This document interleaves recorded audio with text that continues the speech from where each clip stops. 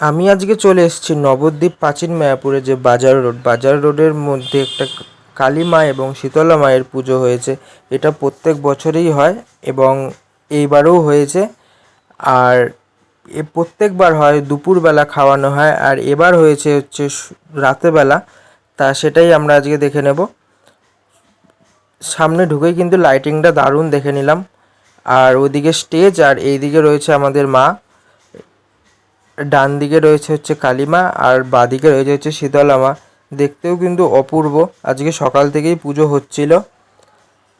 আর ওইদিকে যদি দেখি, এইদিকে রয়েছে স্টেজ। আজকে খুব ডান্স হয়েছে, সেই ডান্সটা আমি তুলে ধরিনি তোমাদের সামনে।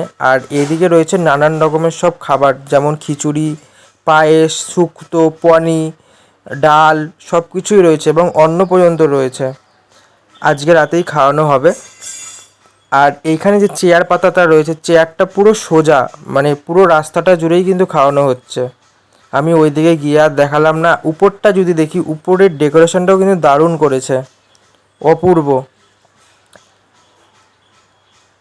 ভিডিওটি যদি তোমাদের একটুকু ভালো লেগে থাকে, অবশ্যই চ্যানেলটি লাইক এবং চ্যানেলটি সাবস্ক্রাইব করে যাবে।